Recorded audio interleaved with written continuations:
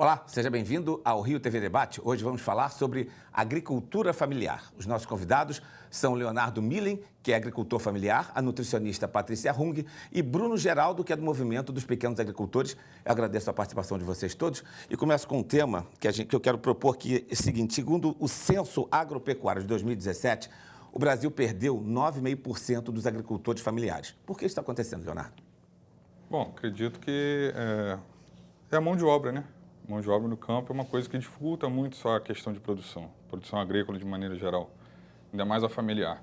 Então, de repente, uma família que já é tradicional no campo, já produz seus alimentos, tem seu jovem lá, não quer, de repente, ver o seu jovem ali dando continuidade de atividade por inúmeras razões, e aí coloca o parente, né, a criança, o filho, né, para estudar numa cidade próxima, e aí ele já vai vendo televisão, mídias, e aí vai, de repente, ir para uma metrópole para poder buscar um futuro melhor, para não ficar, de repente, naquela vida de agricultor que, de repente, né, as pessoas têm uma visão de ser uma prática difícil, né, de dificuldade, sofrida, o que hoje está mudando muito.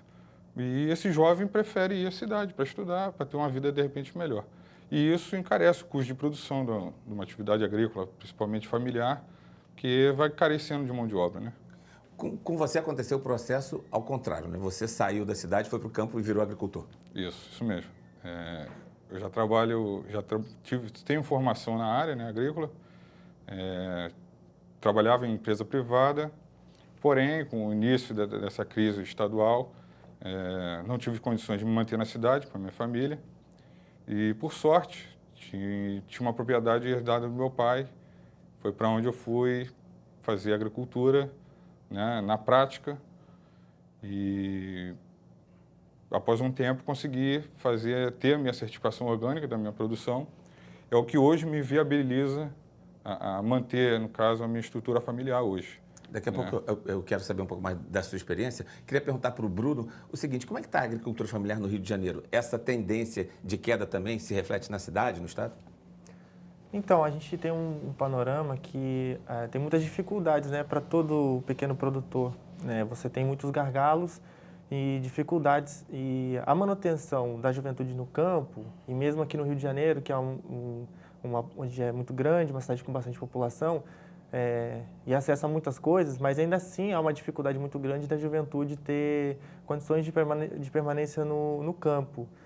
A gente tem um trabalho que a gente faz aqui e tem um exemplo de um jovem que estava saindo para a cidade porque ele tinha uma produção, mas ele não tinha como escoar essa produção, então ele estava saindo do campo, porque para ele a melhor saída era conseguir um emprego na cidade, ele ia ter uma renda mais fixa, porque ele não estava conseguindo escoar a produção dele.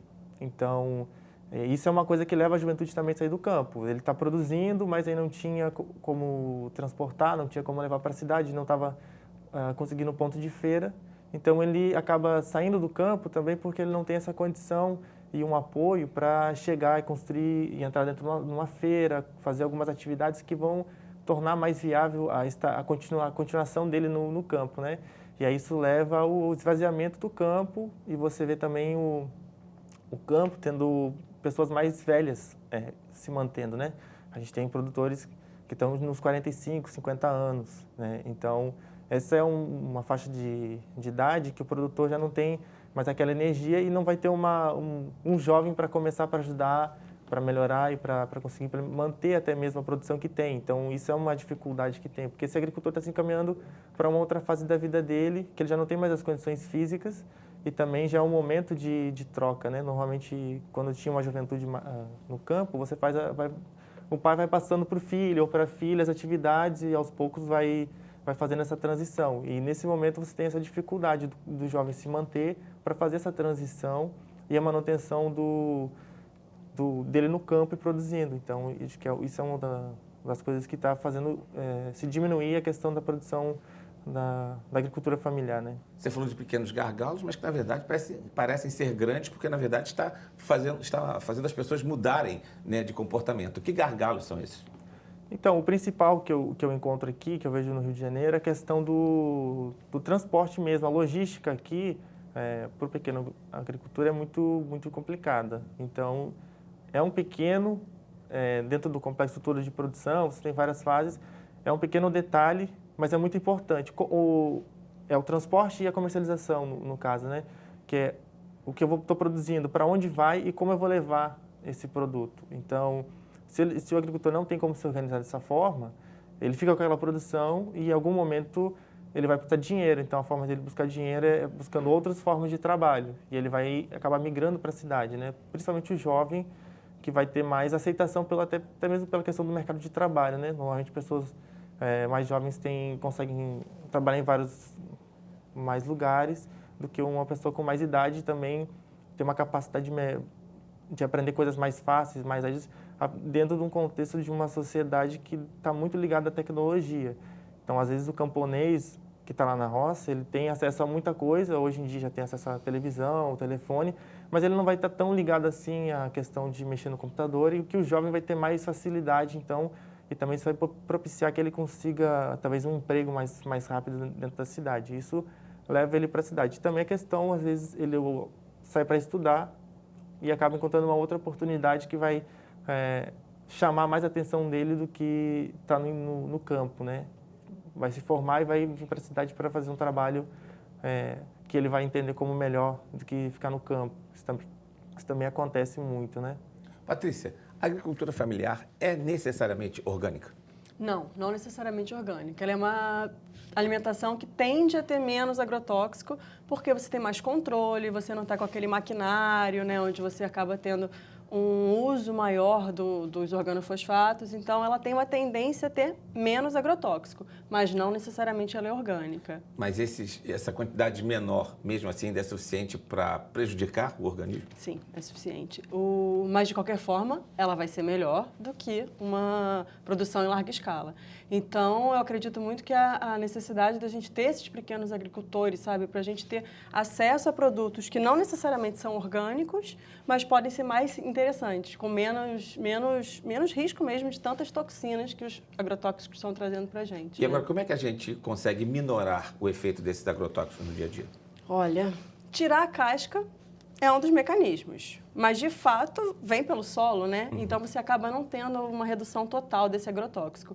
Um produto que não é orgânico ou que não é com uma incidência menor de agrotóxico, ele vai ser um produto prejudicial, sim.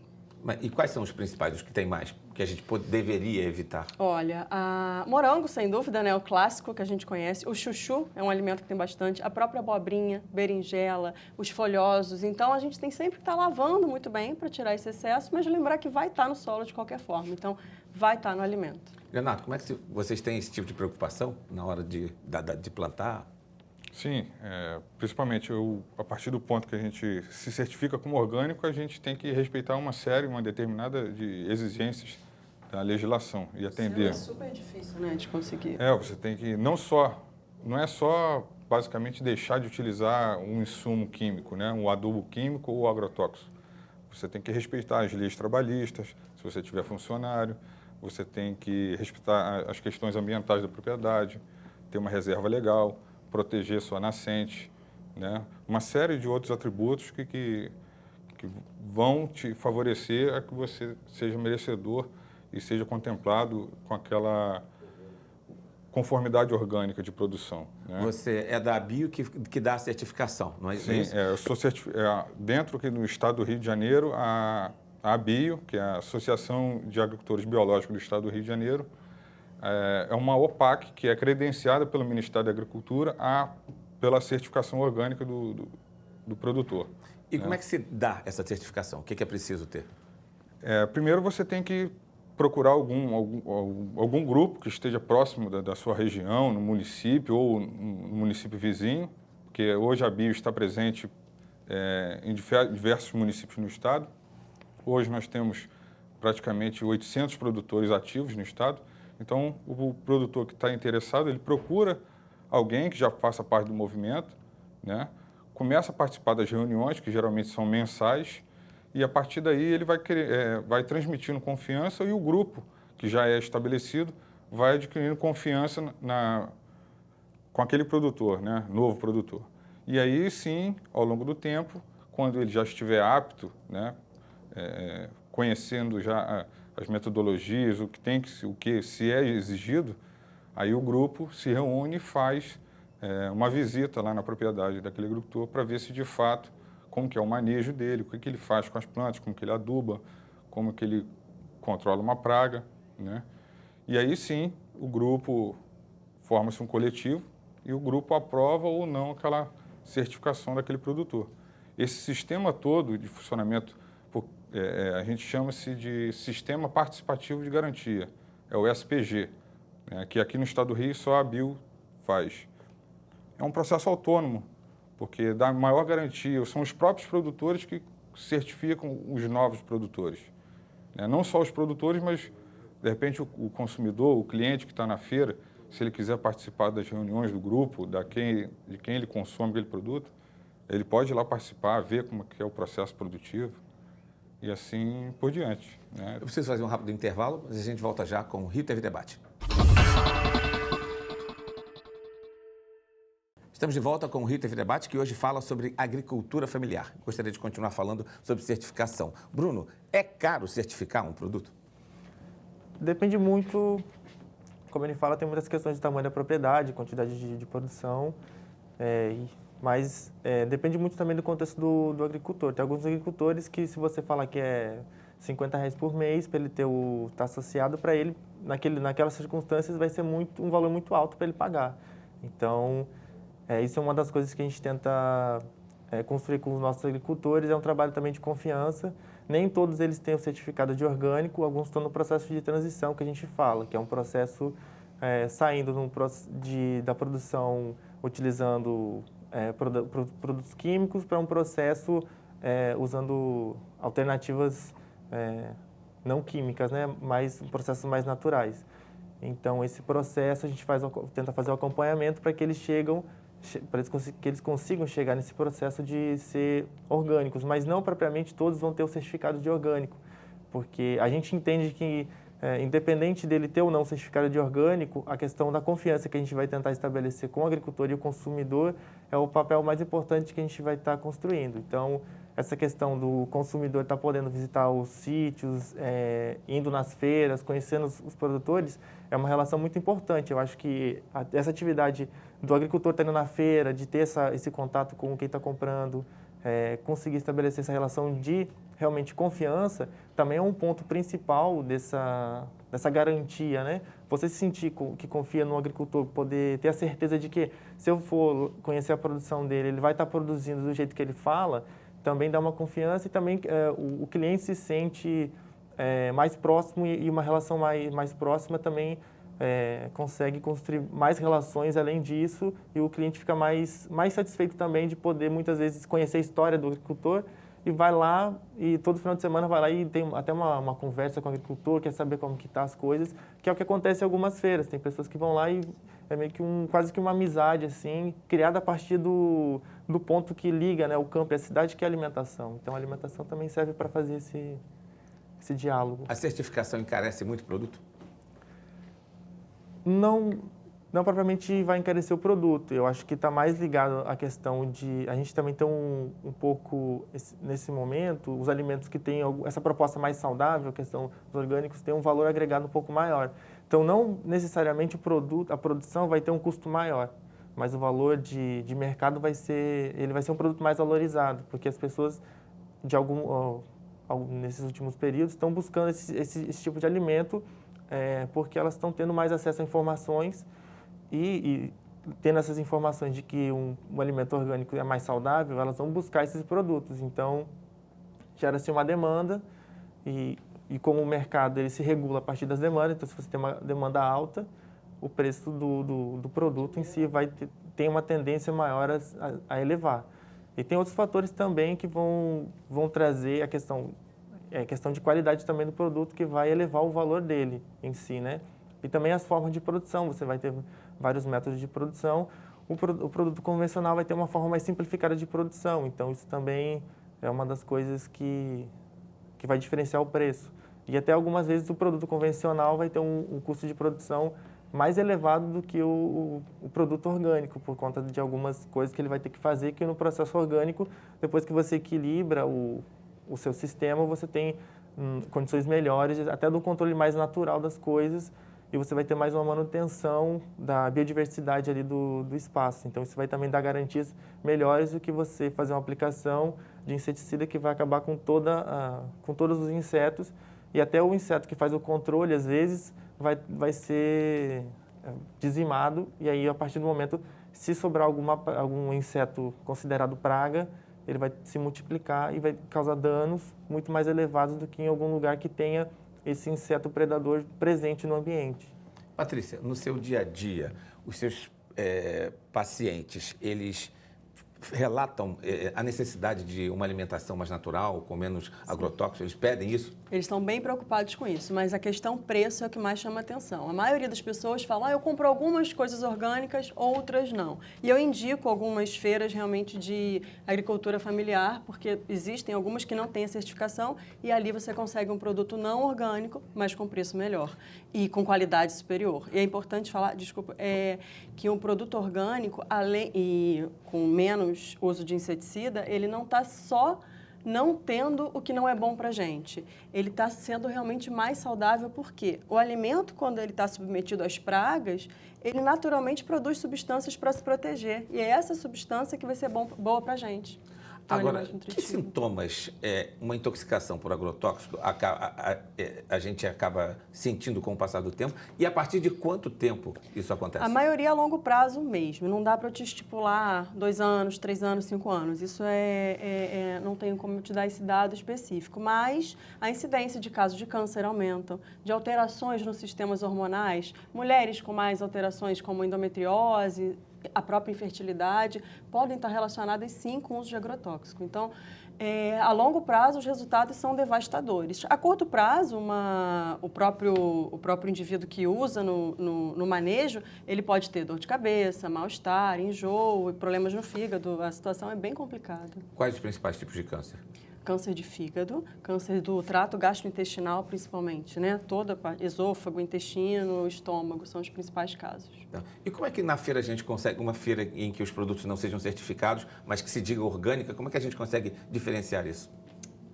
A gente tem que levar em consideração como o próprio símbolo do movimento, né? Que alguns lugares você encontra, mas olhando para o alimento por si só, você não tem como ter essa certeza. Você não tem como ter.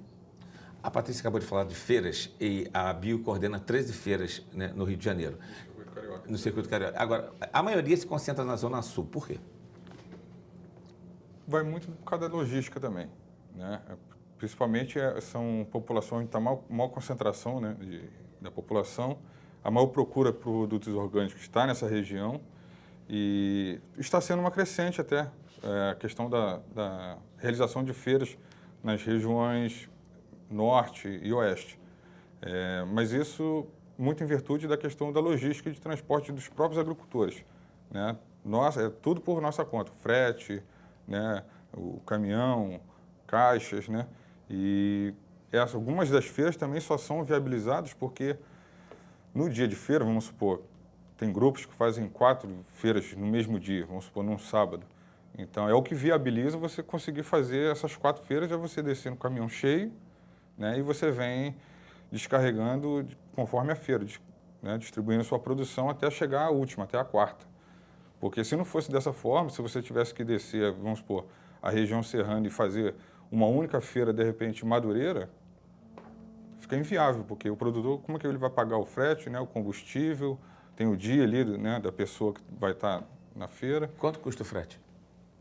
Aí vai depender muito da região, mas tem região serrana, tem aqui região metropolitana, Silva Jardim, Itaboraí, né?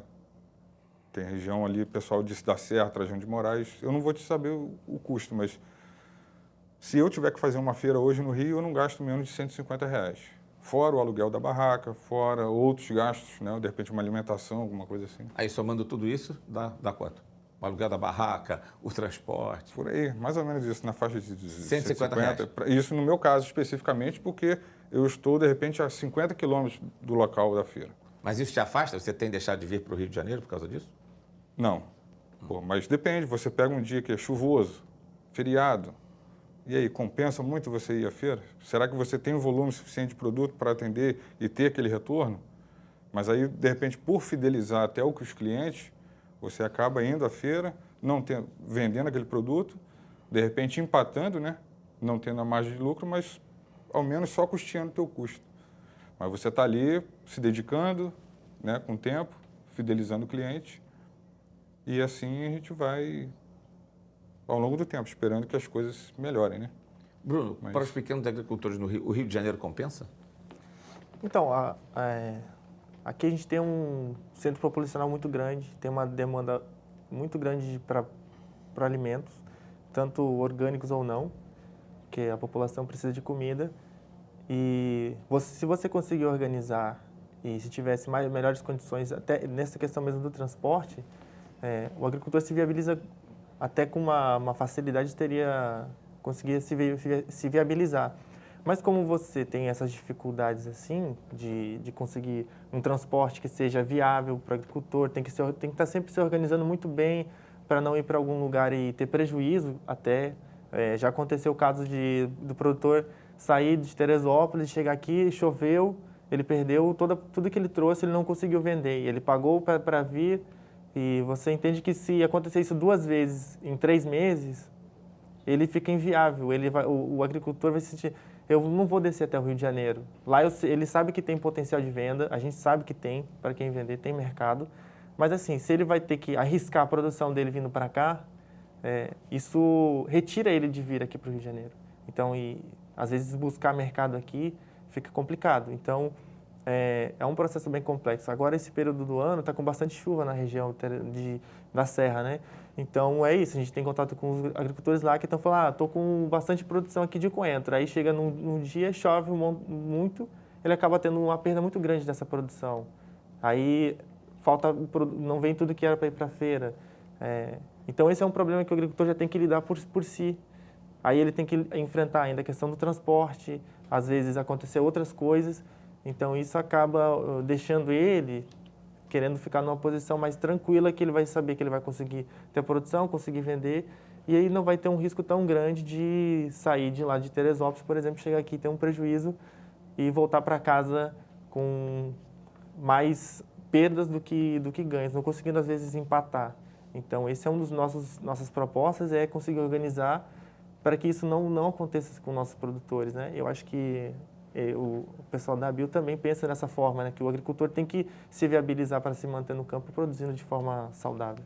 O Leonardo me pediu a palavra, mas eu preciso fazer um rápido intervalo e te dou a palavra no próximo bloco. Nós voltamos já com o Rio TV Debate. Estamos de volta com o Rio TV Debate, que hoje discute a agricultura familiar. O Leonardo pediu a palavra no bloco anterior, por favor. Não, então, o Bruno está comentando aqui até a questão dessas chuvas, né, que inviabiliza muito o transporte, né, tudo mais. E a gente está vendo isso aqui na cidade do Rio, pelas inundações e tudo mais.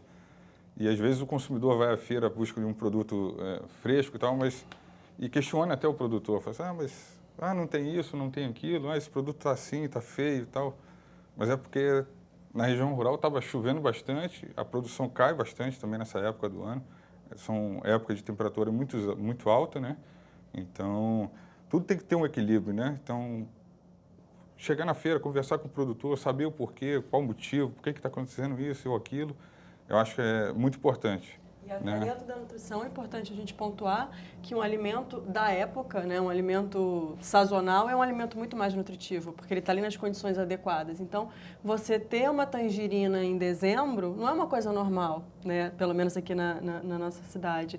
Então, isso você vai encontrar no caso da produção, tanto dos pequenos produtores quanto da orgânica. Então, a gente precisa, nós consumidores, precisamos valorizar isso. Entender que a gente precisa consumir aqueles produtos que você tem ali, porque são aqueles produtos que vão te dar mais nutrientes, são aqueles produtos que vão permitir com que aquele agricultor continue trabalhando, sabe? Vendo as suas redes sociais, eu vi uma fala sua que me chamou muita atenção. Você diz que seus pacientes dizem que a comida é a única fonte de prazer. Sim. Se nós somos o que comemos, essa mesma comida pode estar provocando esse sentimento, esse tipo de comportamento? Com certeza. E a gente não é nem o que a gente come, a gente é o que absorve. E o uso de agrotóxico atrapalha a nossa absorção. Então, você fica mal nutrido. Se fica mal nutrido, seu cérebro não vai funcionar bem, porque você não vai produzir serotonina, por exemplo, dopamina, e por aí vai. Então, irritabilidade, ansiedade, tudo isso está começando aqui. Está começando aqui nisso No que a gente está intestino. ingerindo. Exatamente. E como é que a gente controla isso por dentro? Consumindo mais legumes, verduras. Aí você fala, pô, Paty, mas legumes e verduras não tem agrotóxico? Tudo vai ter agrotóxico se a gente não estiver consumindo orgânico. Inclusive, uma carne, um frango, um biscoito. Da onde veio esse biscoito? De um trigo que também tinha agrotóxico. Então, a gente precisa realmente valorizar comida de verdade, legumes, verduras, frutas e buscar realmente alimentos com menor incidência de agrotóxicos. Esse é um grande segredo. E comer menos de tudo. Água, isso é difícil. A água ajuda a minorar o problema? Ajuda. Você tendo um organismo com uma quantidade de água adequada, ela vai diluir o que não presta, né? Então, a gente precisa sempre calcular um consumo adequado de água para diluir o que não presta, seja agrotóxico, seja qualquer outra toxina. Então, vale a pena a gente estar ligado nisso. E qual é o consumo ideal de água? A gente precisa calcular, pegar o seu peso, você pesa 50 quilos, multiplica por 35, você pesa 100, vamos arredondar aí para facilitar a vida. Você pesa 100 quilos, multiplica por 35, você vai ter um resultado de 3,5 litros de água que você precisa por dia. Vocês que trabalham com agricultura fazem isso? Leonardo? Sim, especificamente para quem está na lida, no campo todo dia, né? Na capina, na de brota, no plantio. Eu acho que até mais, vai, porque você... Eu acho que até pode responder melhor do que eu, mas quando chega o ponto da pessoa sentir sede é porque já passou o tempo que ela deveria ingerir. A sede né? não é um bom sinal, já passou. Voltando a falar das feiras, vocês têm dão algum tipo de orientação quando o comprador chega, o consumidor chega lá na barraquinha? Tem alguém que quer alguma informação sobre produto orgânico, se é, se não é, como é que faz? Normalmente, quem vai estar na feira vai ser um produtor. Então, se você conversar com ele, ele vai te dar bastante informações da forma de produção, como que ele produz. A gente tenta também ter, às vezes, alguma pessoa que vai conseguir dar outras informações, mas normalmente o agricultor ele vai ter essa capacidade de informar, de falar sobre o que produziu, como produziu e passar essas informações de maneira adequada para todo mundo que tiver dúvida e perguntar para ele. Eu só queria colocar uma questão que, quando a gente fala de alimento saudável, quando você fala de um alimento produzido de uma forma mais dinâmica, com o ambiente mais equilibrado, a planta ela vai conseguir colocar mais coisa boa dentro do alimento, mais nutriente, mais sais minerais. Então, isso também, nutricionalmente, é melhor. Então, uma planta que vai ter um solo bem estabelecido, vai conseguir gerar um fruto, uma folha, nutricionalmente falando, muito mais rico do que a mesma planta em um lugar onde vai ter mais estresse. Então, a planta mais estressada não vai ter essa capacidade tão grande. Então, você vai, às vezes, ter uma planta de alface desse tamanho, bonita, que não vai ter a mesma quantidade que uma planta menorzinha de alface produzida de uma maneira mais dinâmica, com um solo mais bem estruturado, né? Então, acho que as pessoas também têm que ter essa compreensão de que nem sempre o que parece ser bonito vai ter uma carga nutricional que represente aquele tamanho. Às vezes, um pé de alface menorzinho, bonitinho também, que o produtor orgânico sempre produz um pezinho bonitinho, vai ter talvez muito mais nutriente do que aquele pezão de alface aqui produzido num sistema de hidroponia, por exemplo. Em outubro do ano passado, a Assembleia Legislativa aprovou, e eu vou ler aqui porque é um nome grande, a Política Estadual de Desenvolvimento Rural, de Agroecologia e Produção Orgânica. Em que isso muda a vida de vocês, Leonardo? Incentivos, né? E abertura de mercado. Nós temos hoje a questão da Política Nacional de Merenda Escolar, que já é um grande avanço, não está exclusivo para os orgânicos, mas inclui os orgânicos nisso, os agricultores familiares como geral, como os pescadores artesanais, mas eu acho que é um conjunto de medidas que devem ser adotadas, né? Não só a abertura de mercados, mas assistência técnica adequada, o acesso ao crédito rural para os agricultores, né? Enfim, uma série de medidas que devem ser tomadas, não só pontualmente o acesso ao mercado ou só o crédito, mas um conjunto de medidas que deve colocar à disposição do agricultor para que ele tenha esse acesso ao crédito, à assistência técnica, para ele consiga produzir de maneira eficiente, diminuindo o seu custo de produção, né? E assim ele vai se organizar em movimentos sociais, em redes sociais como associações, cooperativas. Isso facilita tudo, né? Bruno, os pequenos agricultores, os pequenos produtores comemoram também essa nova legislação? É sempre bem-vindo alguma iniciativa que vai dar um pouco mais de estrutura e vai amparar melhor o produtor, né? Quanto menos amparado, menos segurança vai ter e provavelmente mais dificuldades vai enfrentar. Então, quando você vê o Estado criando uma lei que vai dar um suporte, é sempre importante e sempre louvável e incentivar que seja criado mais e mais aparatos para isso. Como você vê em outros estados que têm muito mais aparatos para a agricultura familiar e até para a questão de construção de cooperativas e associações, tem muito mais apoio do Estado, que aqui no Rio de Janeiro tem muito pouco. Essa é uma das poucas leis que eu me lembro de que está sendo aprovada que visa dar alguma estrutura ou uma melhora de estrutura desde que eu cheguei aqui no Rio de Janeiro. Faz 3 anos que eu estou aqui. Então, essa é a primeira lei que eu vejo que tem alguma relação com a agricultura, que tem um pouco de impacto maior. Então, eu acho que é importante que seja construída as questões de organização e melhora das condições de vida mesmo do camponês, do agricultor familiar. Nós estamos chegando ao final do programa e, como sempre acontece, a gente dá um minutinho para as considerações finais. Eu começo com a Patrícia Rung. Eu acho que a gente tem que pensar em descascar mais e desembalar menos. Essa é a grande forma da gente conquistar a saúde e ajudar, inclusive, os agricultores, né? Então, é um caminho. Bruno.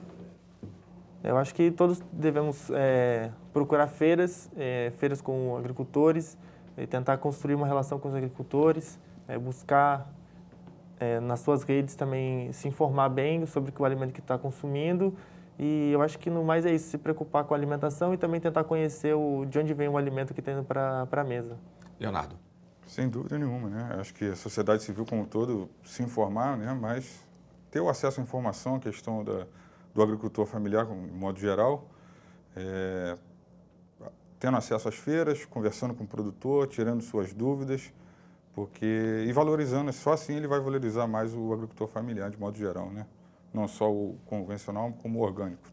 Eu agradeço novamente a participação de vocês três e também a você que nos acompanhou até agora pela TV e pela internet. Até o próximo Rio TV Debate.